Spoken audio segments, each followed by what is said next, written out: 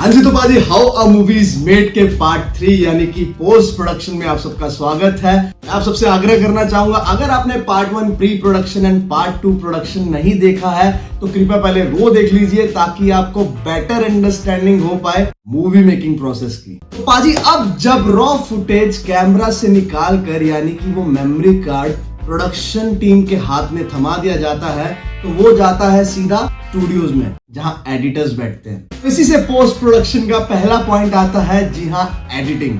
Editing को मैं 3 different तरीके से डिवाइड कर रहा हूं। पहली एडिटिंग बेसिक होती है जिसमें जो रॉ फुटेजेस हैं उनको कट करके ट्रिम करके एक सीक्वेंस में अरेंज किया जाता है। ये जो रॉ फुटेजेस एंड सीक्वेंस को सजाना है ये प्रोडक्शन फेज के पैरेलली ही किया जाता है मोस्ट ऑफ द केसेस में, यानी कि शूटिंग के दौरान ही डेली टू डेली बेसिस पर रॉ फुटेज स्टूडियो में आती है, एडिटर उसको रॉ कट्स में सजाना शुरू कर देता है। बाकी 2 एडिटिंग टाइप्स को हम थोड़ा होल्ड में रखते हैं और सीधा चलते हैं डबिंग की तरफ। इसमें एक्टर्स को डेडिकेटेड रिकॉर्डिंग स्टूडियोज में बुलाकर उनकी वॉइस को उनके कैरेक्टर के लिए डब करवाया जाता है, क्योंकि शूटिंग जो है वो पब्लिक प्लेसेस पर की जाती है और वहां पर भाई साहब बहुत तरह की नॉइसेस होती है, ट्रैफिक नॉइसेस या फिर लोगों की नॉइसेस। चलो इंडोर सेटिंग में भी शूट किया जा रहा है तो वहां पर भी भाई साहब एटलीस्ट एयर की नॉइस तो होगी। उसे टैकल करने के लिए स्टूडियो में जहां एयर टाइट एयर की पासिंग नहीं होती है और इस तरह की नॉइस कैंसलेशन शीट्स लगाई जाती हैं ताकि उन माइन्यूट नॉइजेस को भी इजीली अवॉइड किया जा सके। अब आप पूछेंगे अगर स्टूडियो में जाकर डब ही करना था वॉइस को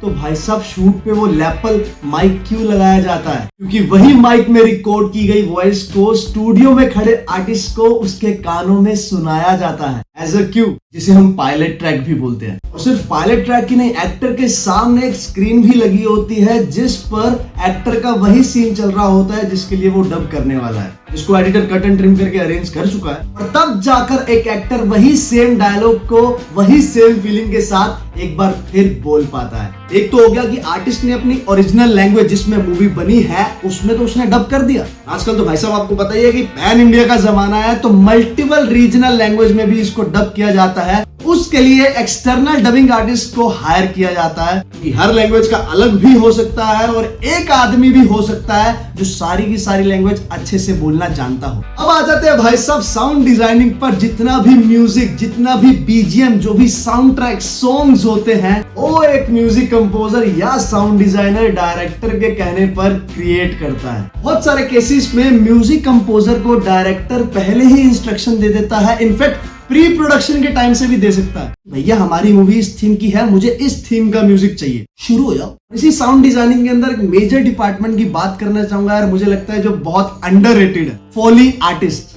पंच पड़ा वुफ की आवाज सुनाई देती है, स्क्रैचिंग की आवाज सुनाई देती है, घड़ी के टैप की आवाज सुनाई दे रही है, टाइपिंग की आवाज सुनाई दे रही है, हवा की आवाज, पानी की आवाज, ये सब आवाजें एक फोली आर्टिस्ट अपने डेडिकेटेड फोली स्टूडियो में खुद क्रिएट करता है। कुछ साउंड्स तो पहले से ही बनाई जा चुकी हैं और कुछ साउंड्स नई बनाई जा रही हैं और पुराने वाली साउंड्स को और ऑथेंटिकली कैसे पेश कर सकते हैं, इन सब पर फोली आर्टिस्ट काम करता है। अब वापस आते हैं पाजी एडिटिंग की सेकंड एंड थर्ड टाइप पर जिसकी हम बात कर रहे थे। जो सीक्वेंस में फुटेजेस अरेंज की गई थी उनमें डब किए गए डायलॉग्स ऐड किए जाते हैं, मिक्स मास्टर किए गए म्यूजिक ऐड किए जाते हैं, बीजीएम ऐड किया जाता है, साउंड ट्रैक्स ऐड किए जाते हैं एंड फोली आर्टिस्ट ने जो साउंड प्रोड्यूस की है वो भी अपनी अपनी जगह पर लगाई जाती है। भाई साहब next third stage of editing की बात करते हैं जिसमें कलरिस्ट पूरी मूवी को एक थीम, एक टोन, एक कलर ग्रेडिंग देता है। जैसे कि स्त्री मूवी में आपने ब्लूइश टोन बहुत ही डोमिनेटिंग देखा होगा क्योंकि उस पर्टिकुलर मूवी की दुनिया को एक यूनिक चेहरा देता है जो कि एग्जैक्टली डायरेक्टर की विजन में होती है। हाँ भाई साहब, इसी स्टेज में VFX एंड CGI भी आ जाता है और उससे आपकी इंट्रो करवाने की जरूरत नहीं है।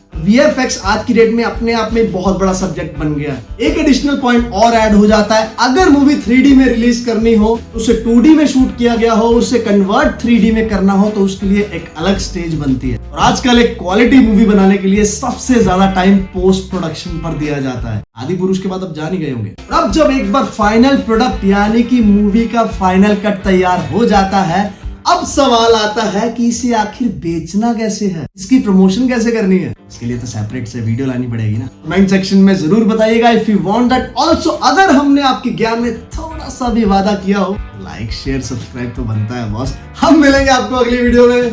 धन्यवाद।